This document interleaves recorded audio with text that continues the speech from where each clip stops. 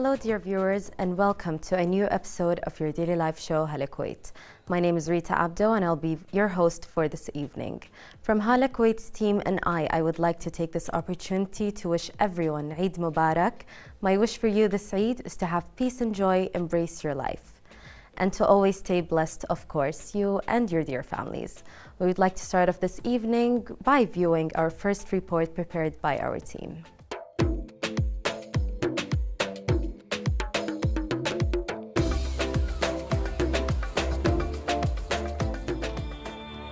Kuwait, a place with a rich, inspiring history filled with challenges and triumphs. From a small fort named Kut to a modern country with one of the strongest economies in the world.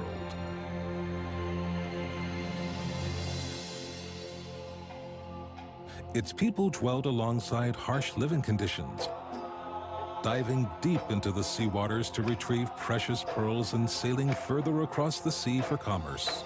Then, with the discovery of oil came wealth that brought with it abundant prosperity for the good of the country and its people. Kuwait's currency dates back to 300 BC, when Alexander the Great introduced minted coins in the island of Failaka.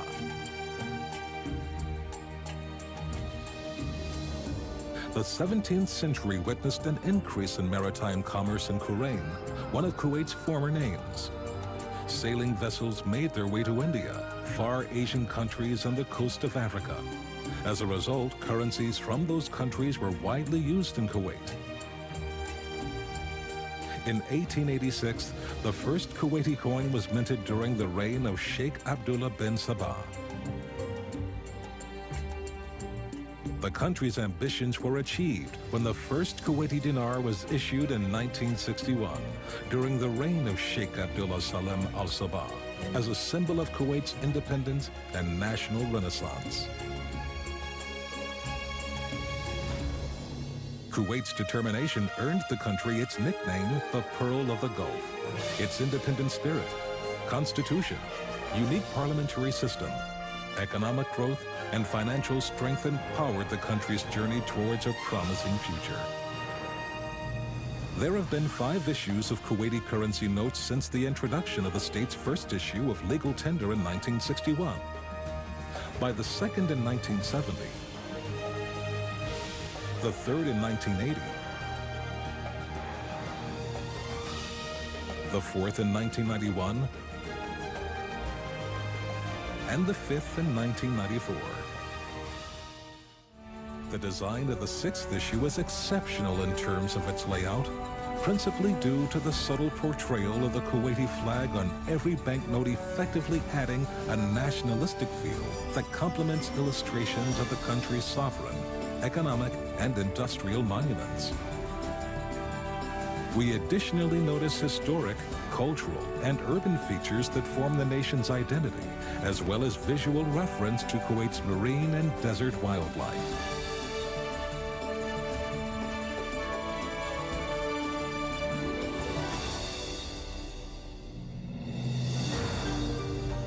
The 20 dinar note features Sif Palace, a dhow known as Al-Boom, and a design incorporating pearl diving. The 10 dinar note features the Parliament building, the Sanbuk Dhow, the head of the falcon, and a camel in the desert. The 5 dinar note bears drawings of the new Central Bank of Kuwait building, the Batil Dhow, a Kuwaiti oil refinery, and a tanker. The 1 dinar note features the Grand Mosque, the Jalbut Dhow, and monuments from the island of Failaka. Kuwait towers are visible on the half dinar note together with the Shui Dhow, a beaked tortoise, and the white pomfret. The quarter dinar note brings together the Liberation Tower, the Tashala Dhow, an old Kuwaiti door, and the first ever Kuwaiti coin.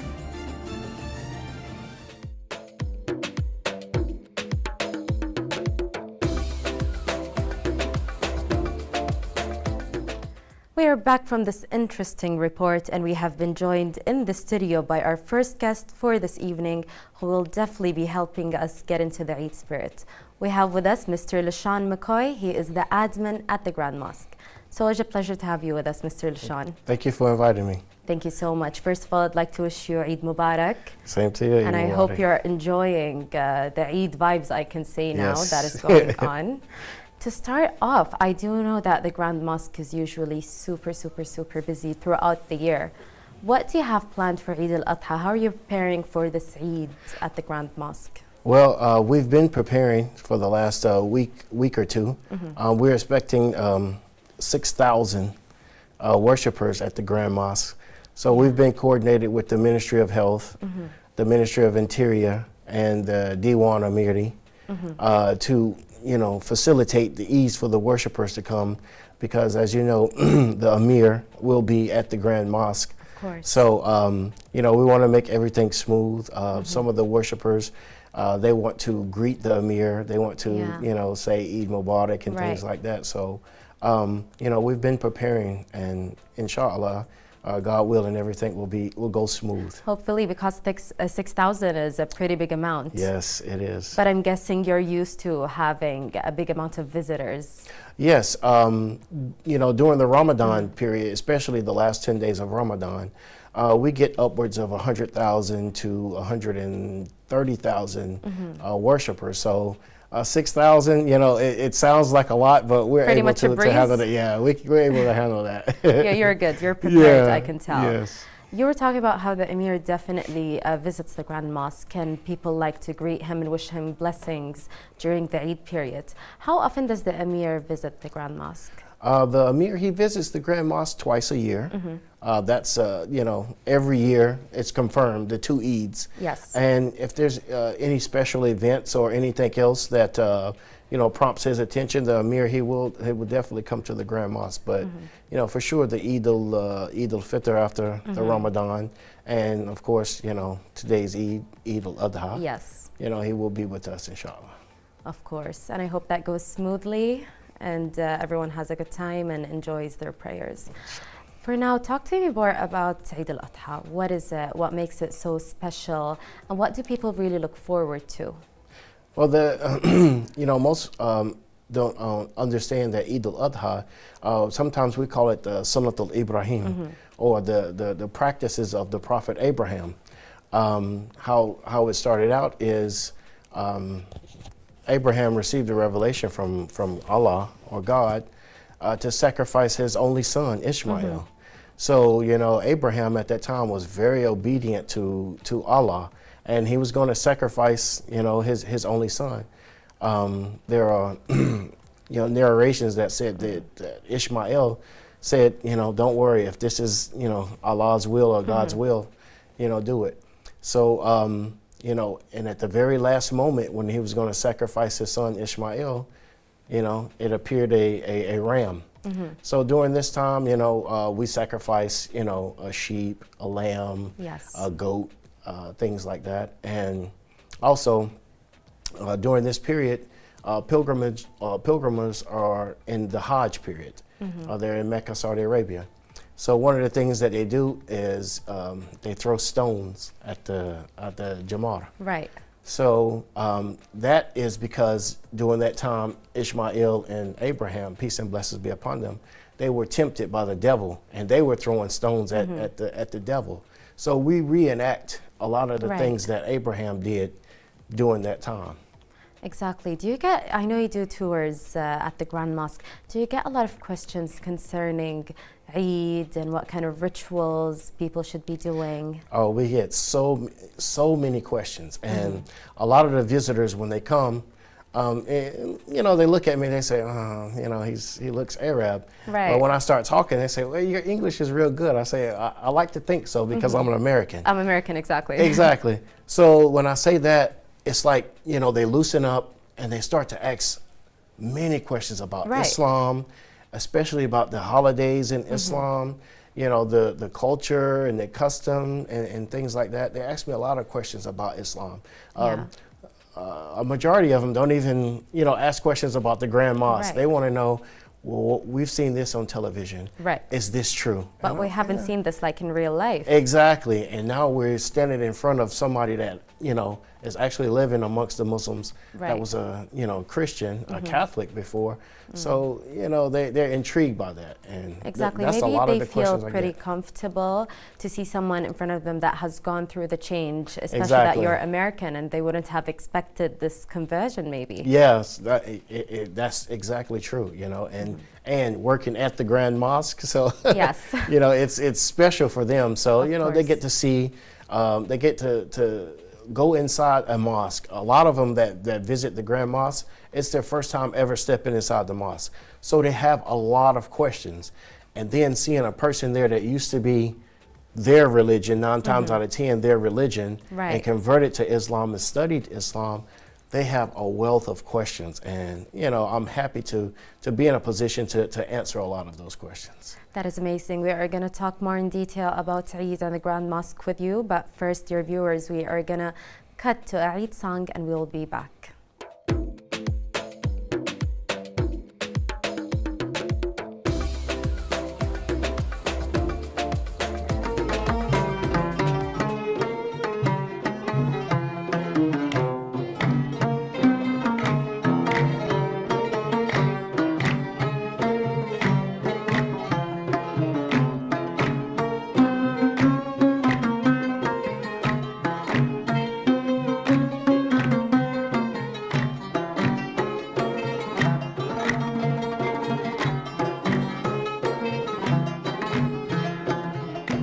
العيد هالهلالة كل الطرب يحلاله، العيد هالهلالة والله كل الطرب يحلاله، يا ربنا زيد النعم، يا ربنا زيد النعم، حسن جميع الحالة، حسن جميع الحالة.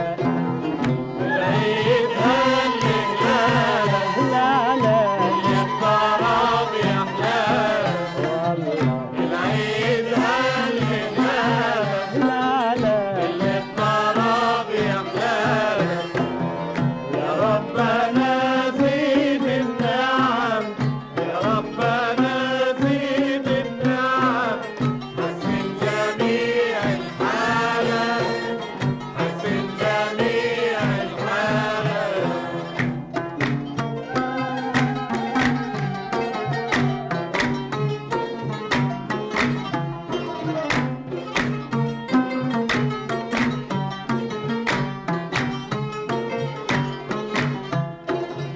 عيد الوطن يا محلى، هل السعاد هلوية، عيد الوطن يا محلى، هل السعاد هلوية، هذا اللي بنتمنى، العيد هالهلالة كل الطرب يحلاله، العيد هالهلالة هلالة الطرب يحلاله، والله العيد هالهلالة هلالة كل الطرب يحلاله، يا ربنا زيد النعم، يا ربنا زيد النعم، حسن جميع الحالة، حسن جميع الحالة.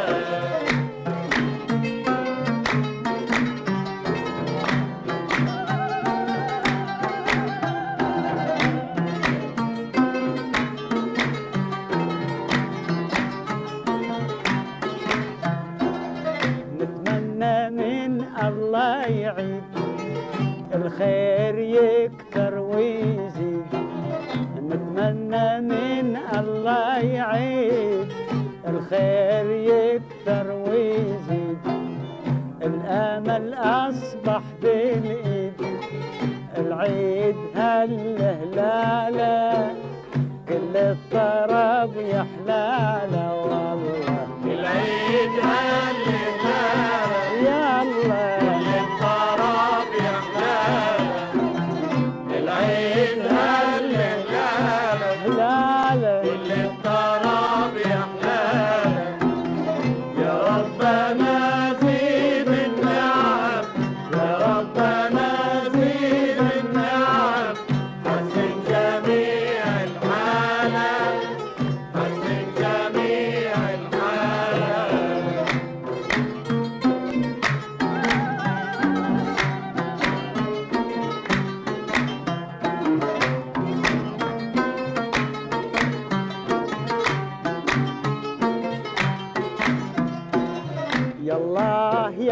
رب البيت تحفظ حكام الكويت. يا الله يا رب البيت تحفظ حكام الكويت. بالشعب وهم حييت العيد هالهلالة كل الطرب يحلاله. العيد هالهلالة كل الطرب يحلاله. العيد هالهلالة كل الطرب يحلاله. يا ربنا زيد النعم يا ربنا زيد النعم حسن جميع الحالة حسن جميع الحالة. العيد هالهلالة كل الطرب يحلاله. العيد هالهلالة كل الطرب يحلاله. يا ربنا زيد النعم يا ربنا زيد النعم حسن جميع الحالة حسن جميع الحالة.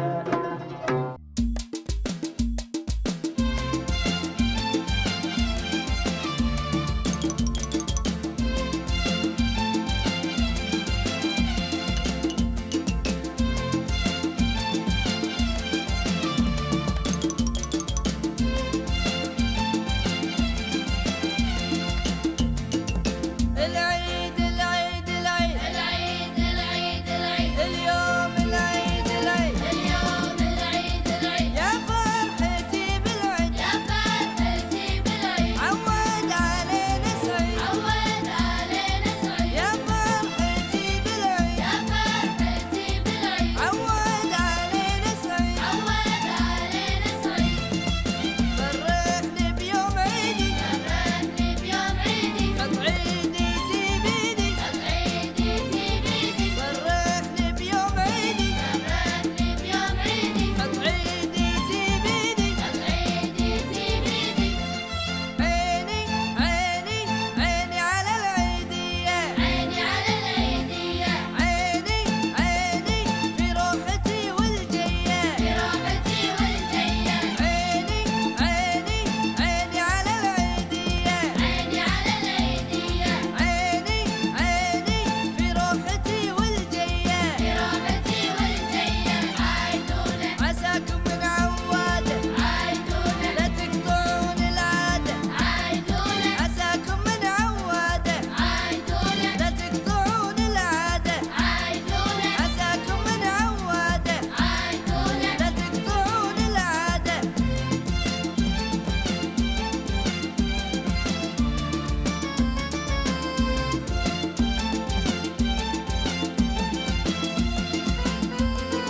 هذه زيادة كذاب عبد السادة كذاب طلق مرته كذاب وعاف عياله. كذاب هذه زيادة كذاب عبد السادة كذاب وطلق مرته كذاب وعاف عياله. كذاب هذه زيادة كذاب عبد السادة كذاب طلق مرته كذاب وعاف عياله. كذاب وهذه زيادة كذاب عبد السادة كذاب وطلق مرته كذاب وعاف عياله.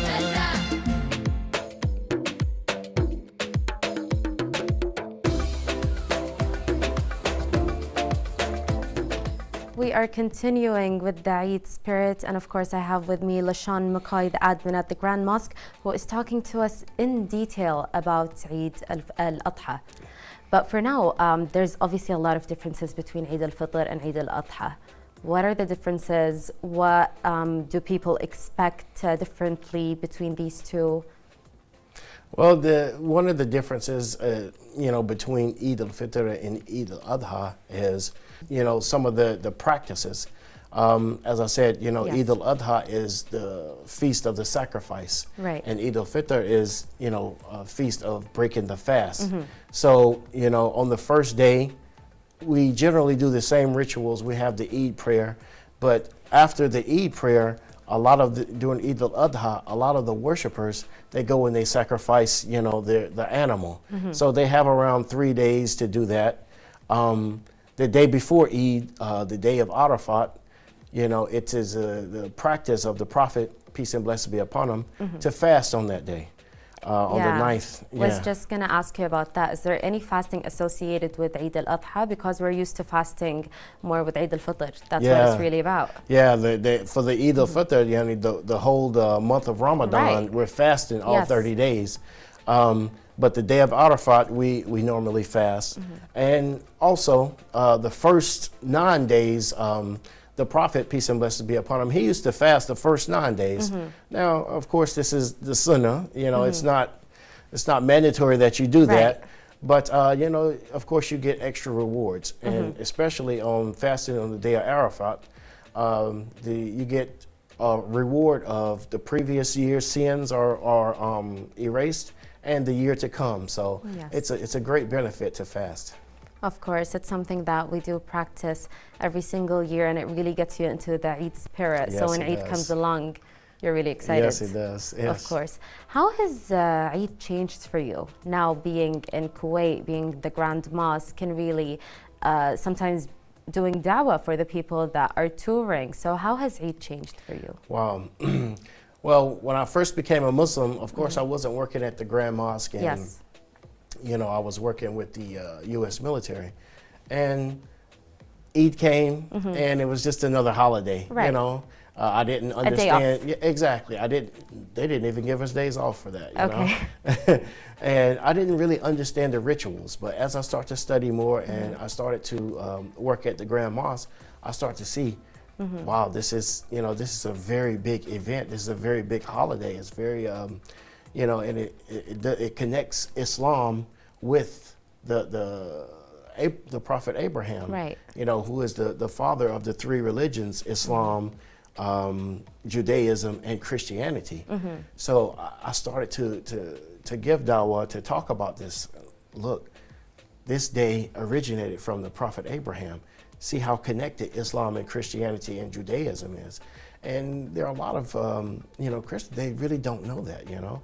They just think Islam is what they see on television. Right, what the media portrays, which is definitely very different than the daily rituals. Exactly, you know. And that's the bridge that I'm able to connect, and speaking with the visitors and, you know, people about, you know, what Islam is, you know. It's not television, it's not, you know, we know the names of these groups. We don't need to repeat There's them. a lot more that goes into it. Exactly, you know. So, you know, I'm just happy to be a small part into doing that. Which is amazing. I think that people could really benefit from the kind of information you're providing. Yes. Is there anything you'd like to tell our viewers, advice, or anyone that wants to visit the Grand Mosque, either on Eid al-Adha or even during the year? Sure.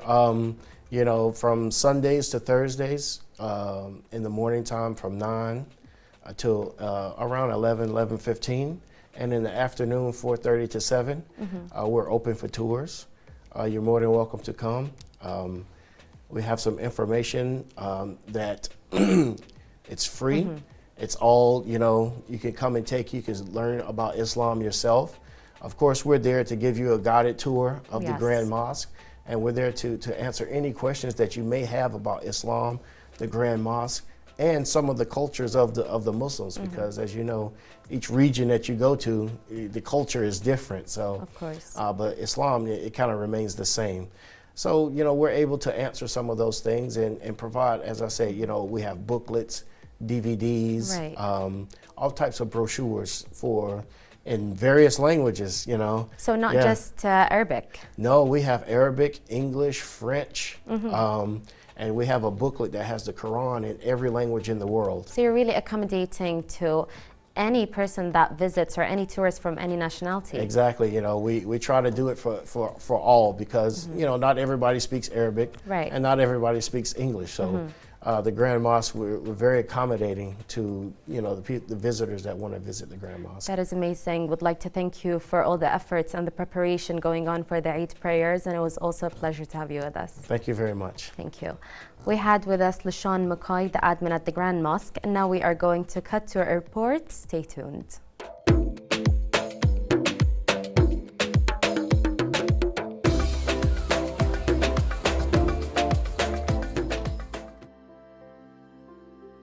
Tourism in Kuwait is considered an intellectual experience where tourists can learn more about the Kuwaiti vision from the cultural experiences that Kuwait is known for, such as the Sheikh Jaber Al Ahmed Cultural Center, informally known as the Kuwait Opera House, is a prominent cultural center in Kuwait, located on the Gulf Road in Kuwait City. It is the largest cultural center and opera house in the Middle East.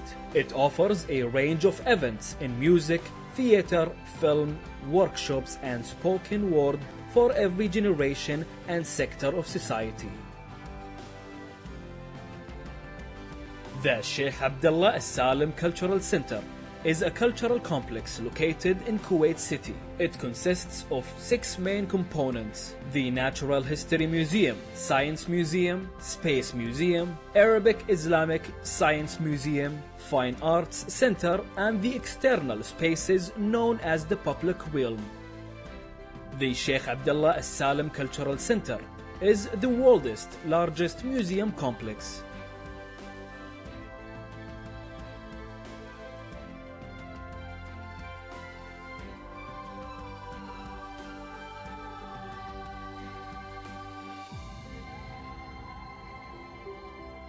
Al-Shahid Park is considered one of the best places in Kuwait to visit and explore. A single visit to Al-Shahid Park will give a clear idea about Kuwaiti youth. This lovely place has become a venue where young Kuwaitis of both genders meet for lectures, music, awareness workshops, seminars, and school and university visits. It is absolutely a cultural spot in the middle of Kuwait City that is more like a dream for every human being on earth. It is a place where one can breathe clean air, watch the most beautiful scenes, and use determination to achieve some change through the programs they offer.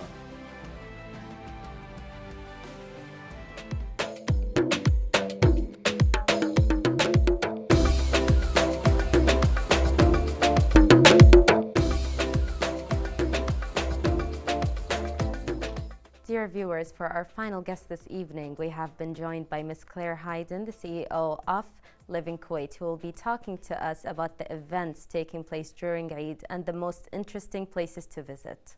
Of course, it's always a pleasure to have you with us, Claire. Thank you so much. It's great to be here on this special occasion. Exactly. Eid I think Mubarak. everyone is in the Eid spirit. Everyone's excited. They're off from work. The families just want to have a good time together in their Exactly, Eid. and enjoy the time that they have together. Make Exactly. it special, make some wonderful Yes. memories too. And there Yeah. are quite a lot of things going on in Kuwait that Let's we can actually start. do. Yeah. So one of the wonderful things here in Kuwait is, I don't know if you're aware of it, but at the scientific center, you can actually dive with the sharks there.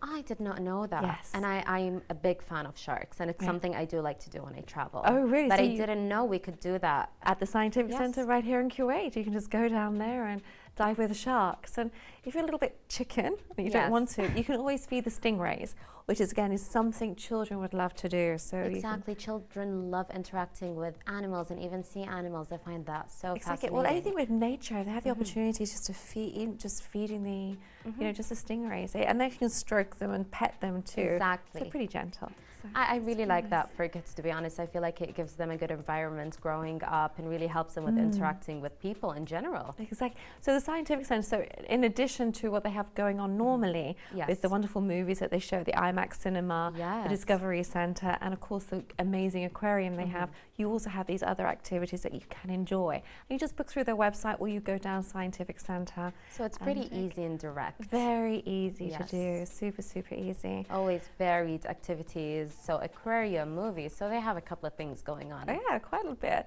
And then if you want something a little bit more surreal and just to sit and relax and just watch watch the world go by. Of course, we have the wonderful Sheikh Jabal Ahmed Cultural Centre with the most amazing dancing fountains there. Right, which is always interesting. Even just sitting at the restaurants outside and having that as the background is usually very nice and it's great chilling. Well, and the fountains go off every half hour, every 30 Right. minutes. So it's not a case of, oh, got to get there on time. No, Exactly. I'm sure you'll be there for at least half an hour Definitely. to enjoy this. Which So you can always get there whenever and just have a good time with the Yeah. family. and they start, I believe they go for 12 hours from midday to midnight every half an hour. So a pretty good time. So really good.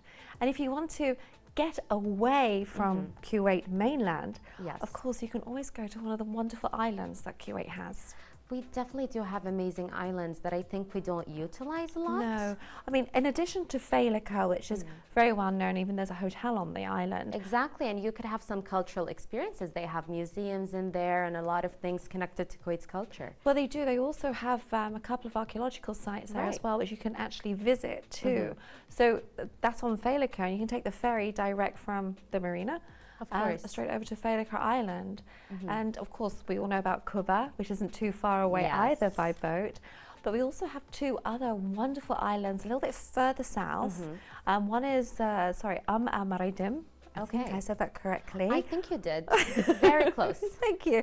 And that is well known for pearl diving. So years ago when Yes. Kuwait exported and they went fishing for pearls, this is where they would go. And of course they have the sister island there, which is called Kara, which again is a beautiful, beautiful island surrounded by some amazing coral and sea life. So you could even snorkel and just Definitely. experience the beautiful clear waters there. It's very, very clear there, and the sea life there is incredible. So snorkel, diving, you can do that, and if you're lucky, you'll see a dolphin as well while you're down there. It's That is beautiful, amazing. clean waters. I'm glad you've mentioned that because we usually go traveling around to experience island life and just snorkeling and diving in general. So to have that just at an arm's reach in Kuwait, Exactly. great. I mean, and it's easy to rent a boat here, or if you have a friend, just go and bribe them and say, Can I take me just, down there. you know, yeah. But it makes a wonderful day out, take a picnic and enjoy. I know it's a little bit course. warm, but the sea's a bit warm, but it's still a very lovely experience. And it takes you away from the busy city life that we are always used to. Exactly. And it feels a little like a mini vacation as well when you do these things. Definitely. And then if you want a little bit more of culture, we have some incredible museums here in Kuwait. Not just the Abdullah Salem Cultural Centre, but we also, which also has lots of workshops and also Eid activities going on there. So just check their Instagram account to see how much is They'll happening always there. keep us updated on their events. They do, they're very good. And of course they have the dinosaur exhibition. Which they is always exciting to look at. I love it. Yes, to be honest. I don't think you ever grow out of dinosaurs. No, you're always a kid at heart when you see them. Yeah.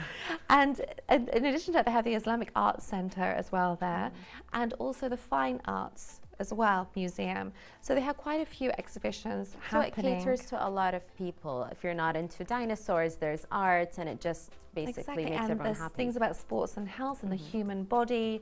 So there's a lot of things going on at the Sheikh Abdullah Salem Cultural Centre. Yes. But in addition to that, we also have the Tariq Rajab Museum, which is a private collection, and it's a pretty incredible collection actually. It was curated by Tariq Rajab, who actually was Kuwait's first minister for antiquities, and his wife. That is amazing. And this museum and all their collection was actually saved during the Iraqi invasion Wow. by them hiding it behind a fake wall. Oh my God. They built a so, wall and hid it behind there. and it just worked out well for them. Exactly, they didn't lose anything at all, which That's is amazing. which is absolutely fabulous. So that's a great museum to go and visit and to see some really important pieces. It's great that we can go and view a private collection also. Exactly. Yes. Yeah, and I believe it only costs approximately 2 KD. So a very small very amount. affordable. Very affordable. And that just helps with the upkeep and the maintenance. Of course, the since building. it's a private exhibition, of course. Yeah. Is there anything else going on, something exciting? Well, yes, you can also think about going to one of Kuwait's water parks. Oh, wow, yes. We have the water parks by Kuwait Towers, Right. great fun, and also the water park down at Masila. These two water parks are really good fun. These are always fun for families and even people from all ages. Like, you don't need to be a kid to enjoy a good water park. No, and they have all the facilities there and the amenities that you want. You know, you don't even have to worry about taking a picnic. You can grab something to eat there too. There's food there, everything that any family would need. So you can make a whole day of it. And even at the water park by Kuwait Towers, you can actually learn to surf as well. They have this that is new fake to me. Waves and things, so you can learn to do some surfing as well. That is amazing. Claire, we are going to be back with you, obviously talking more about the events going on, but first let's cut to the Eid song and we'll be back shortly.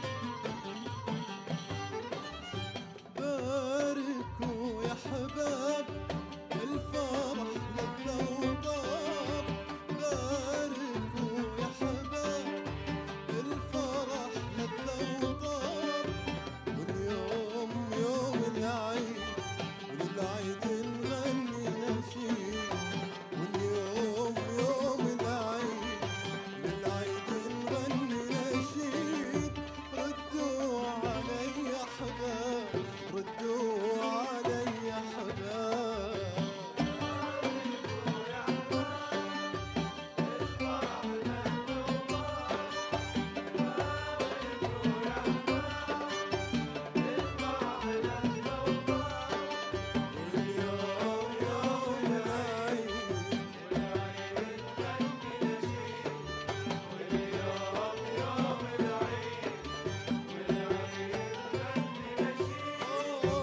ردوا علي يا حباب ردوا علي يا حباب.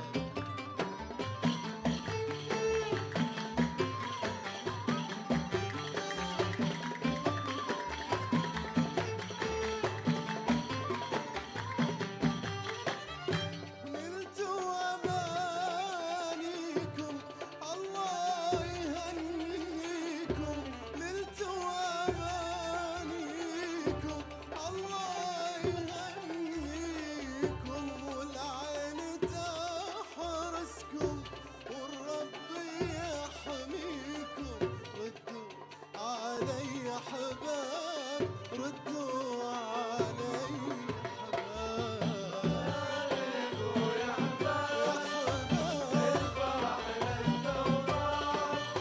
باركوا يا حباب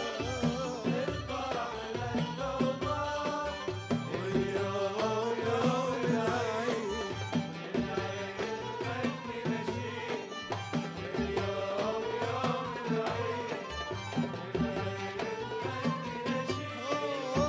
ردوا علي يا حباب ردوا علي يا حباب.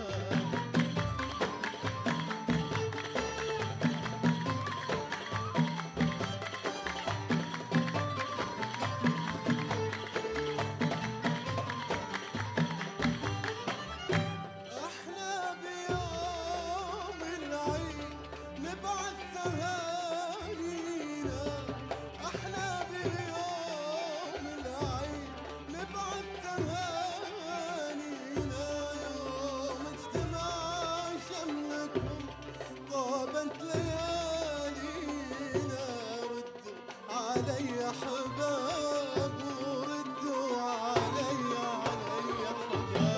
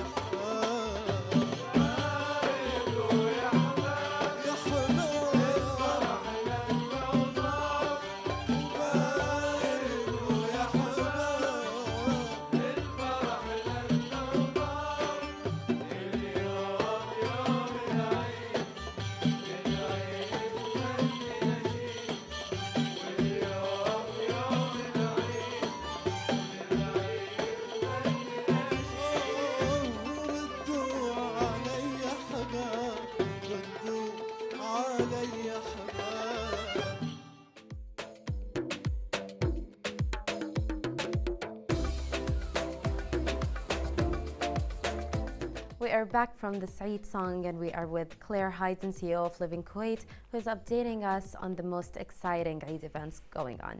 So Claire, we were talking about the surfing and in the water parks. Exactly. Which are amazing. By Kuwait Towers. Yes, by Kuwait Towers. So even if you, of course we know Kuwait really doesn't have much waves. Yes. You can still get some waves and learn to surf or wakeboard by Kuwait Towers at their water park right there. Which is great for kids even to just, it's kind of a physical activity really. Exactly. So they're getting exercise and staying healthy and learning something fun. It's actually quite exhausting to learn to surf. I know. I know, I wouldn't. You've done it too. As an Australian, that's something that I've just like not gotten into. Oh, yes. Yeah, so we tried it in the UK, but the water is way too cold. Definitely, There's definitely. no way. But here it's lovely and warm, so it's nice. warm and it's very chill, no waves, so it's great to relax here. Exactly. And also, while we're talking about Kuwait, by Kuwait Towers, again, if you haven't been, that's a great place to go and visit. I mean, it was started to be built back in 1971, and it is an iconic landmark, of course, for Kuwait. And it took them 5 years to build. And it didn't actually open to the public until 1979. And then, of course, it was partially destroyed during the Iraqi invasion. Of course. But restored to its former glory, where you can actually go and visit. The towers are always breathtaking. Exactly. They never cease to, like, you know, fascinate us. Exactly. And also, I do know there's restaurants, there's activities you can do there. Exactly. I mean, you not only go to the observation tower, observation deck, which actually rotates around the whole sphere, so you can actually go all the way around. But yes, you can also enjoy a bite to eat. Exactly. And just relax there too. With a beautiful view, which is great during the morning and the evening, really, even at night. You can even go for a delicious Eid brunch there, so yes. What a wonderful way to start the day. Which is amazing. Anything else you have for us, or is that about it with the events, the sites? Well, we also could pop down to Kuwait Motor Town. We speak about it often during our segments. But in addition to taking your own car down there or using one of the vehicles there to go around the racetrack, you can actually do drifting as well. So you can take the car and learn to drift and do some drifting. They also teach you how to drift. Yes, so that's actually amazing. quite fun. Of course, that's such an adrenaline rush, and you need to be like up for it. Exactly. I mean, it's pretty scary actually. Yes, the it is. drifting, but you can actually go down there and do that. And also, they have drag racing there. Again, you can take your own car or just go and watch it. So it's amazing, and I'd like to tell our viewers it's all in a very safe setting. And as you said, there's always surveillance cameras, so it's as safe as you can be, being as fast as you can be. Exactly, and they say they're there to give you all the guidance and support and to just let you know how to proceed and go ahead with driving safely on these tracks. Exactly. I'm glad we have something like that in Kuwait. And also, if you have a 4x4, they have a 4x4 circuit as well, so you can actually push your car to the limits and learn how to actually handle your 4x4 on this circuit. So this is quite fun too. And I tried it, and it's actually pretty scary in some spots. I can only imagine. You have an incline like this, I think it's about 40 degrees, and you can't even, when you get to the top, you can't see the way down, so it's pretty scary. And then, if you're not up for that, you can also do go-karting there too. Yes, which is more up my road, you know, it's more good for families. Well, you know what I've planned? I think I'm going to get you in the car with me and just take you around the track. I think I need to do that. I'm glad this is like documented, just in case anything.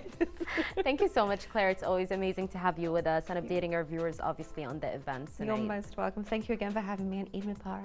Thank you so much. Eid Mubarak to you too. We had with us Ms. Claire Hayden, the CEO of Living Kuwait, and now we are going to move on to the final report of this evening.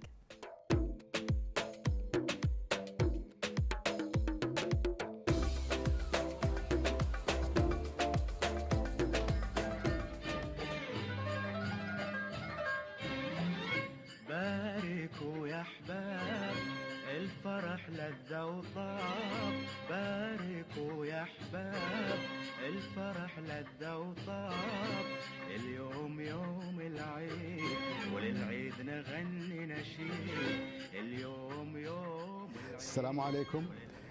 This is Jassim Qabazard.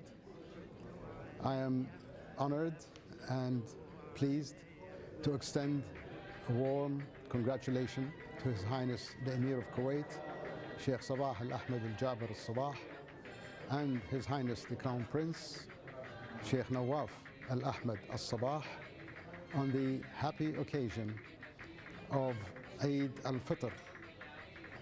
And it's a great opportunity to wish His Excellencies these well wishes of this month, and we are all happy that Kuwait is enjoying this holy month of Ramadan, which is very special for the people of Kuwait, and we ask Allah for its many, many returns on good, peaceful and happy occasions for us and for all the Muslim world.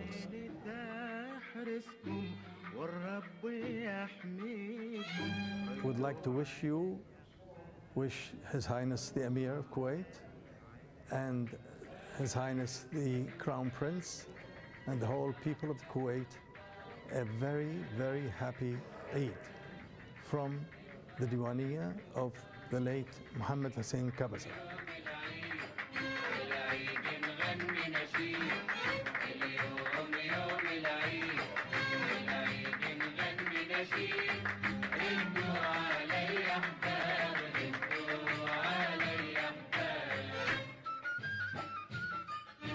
Hello everyone, my name is Mohammed Kabazard.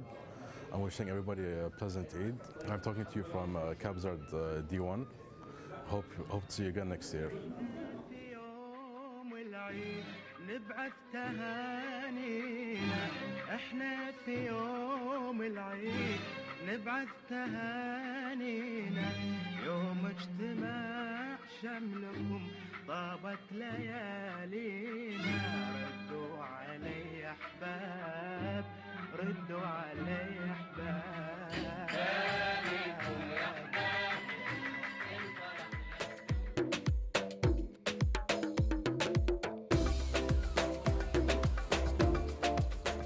Welcome back to the studios of Hala Kuwait. We have reached the end of tonight's episode. I hope you enjoyed the reports and interview segments that majorly focused on Eid vibes that we are currently experiencing here in Kuwait. I'd like to take a chance again to wish you all a happy Eid and have a blessed Eid with your family. Thank you for joining us. Until we see you next time. Good night.